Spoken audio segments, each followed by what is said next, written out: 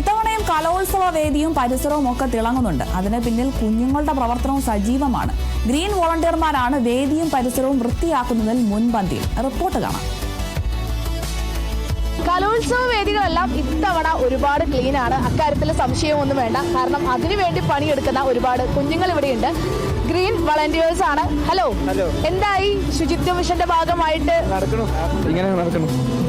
എത്രയൊക്കെ സ്ഥലം ഇപ്പൊ കവർ ചെയ്യാൻ പറ്റിയിട്ടുണ്ട്? ഞങ്ങൾ ഈ സ്ഥലം മൊത്തം, ഈ സ്റ്റേജും ആ ഭാഗമൊക്കെ, ഈ സ്റ്റേജിന്റെ ചുറ്റുപാടം മൊത്തം ക്ലീൻ ആക്കണം. നിങ്ങളുടെ ഒരു പേരൊന്ന് പറയാമോ, ഒന്ന് പരിചയപ്പെടുത്താവോ? എൻ്റെ പേര് ഏവൽ. എൻ്റെ പേര് ആരോൺ. എൻ്റെ പേര് ആൻസൺ. മൂന്ന് പേരും ഏത് സ്കൂളിലാണ് വരുന്നത്? Don Bosco. ഓക്കെ, എങ്ങനെയായിരുന്നു നിങ്ങൾക്ക് ഹരിതകർമ്മ സേനത്തെ ചേച്ചിമാരൊക്കെ ഹെൽപ്പ് ചെയ്യുന്നുണ്ടോ? ഇവരുടെ ടീച്ചറാണ് ഇവരുടെ കൂടെ ഉള്ളത്, കോർഡിനേഷനും കാര്യങ്ങൾക്കും ഒക്കെ ആയിട്ട്. എന്താണ് പറയുക, എങ്ങനെയാണ് പിള്ളേരെ വിളിച്ചത്, എങ്ങനെയാണ് ഏറ്റെടുത്തത്? ഇതിന്റെ പിന്നിൽ പ്രവർത്തിച്ചതാണല്ലോ. നമ്മൾ ഈ ബിസിനസ് സംഘടനയിലാണ് ടീച്ചറുകൾ. അപ്പോൾ നമുക്ക് ദിവസം ഓരോ ടീച്ചർമാർക്ക് ഓരോ സ്കൂളിൽ നിന്നും NS തരും. അപ്പോൾ നമ്മൾ ഓരോ സ്റ്റേജിലും 10 കുട്ടികളും 2 വീതം ആ സ്റ്റേജും പരിസരം വൃത്തിയാക്കി ഇടകളെ കൊണ്ട് വേസ്റ്റ് അങ്ങനെ ബോട്ടിൽസ് ഒന്നും മരിക്കുന്നില്ല, അങ്ങനെയൊക്കെ ചെയ്തു വരുന്നു. ഭാഷാ സംഘടനയാണ്. ശ്രീരാമചന്ദ്ര ഭാഷാന്റെ കോർഡിനേറ്ററാണ് അദ്ദേഹം. രാമകലന്യെ ഏർപ്പണപ്പെടുത്തി ഇതിന്റെ പ്രവർത്തനങ്ങൾ കൈകാര്യം ചെയ്യുന്ന ആളാണ്. അതേപോലെ തന്നെ രാത്രി ഇന്നലെ 3 മണിക്ക് ശേഷമാണ് ഇതിന്റെ എല്ലാം ക്ലീനിങ് എല്ലാം കഴിഞ്ഞ് എല്ലാവരും പോയത് തന്നെ. അപ്പോൾ നമ്മളോടൊപ്പം ഹരിതകർമ്മസേനയിലെ ചേച്ചിമാരും ഉണ്ട്.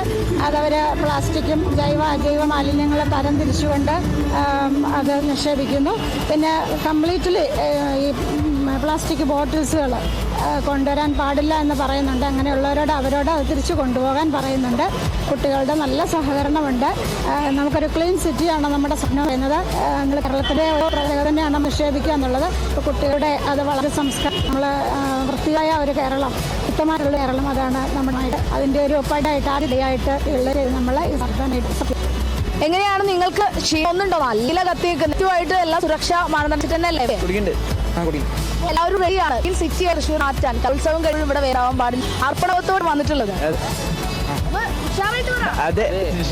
അപ്പൊ എന്തായാലും ഉത്തരവാദിത്ത കലോത്സവത്തിന് ഉത്തരവാദിത്തപ്പെട്ട പിള്ളേരുണ്ട്. അപ്പൊ പിന്നെ എന്തിനാണല്ലേ ടെൻഷൻ? ക്യാമറാമാൻ ജിഷ്ണു കേരളൊപ്പം വിജിത, കേരള വിഷൻ ന്യൂസ്, തൃശ്ശൂർ.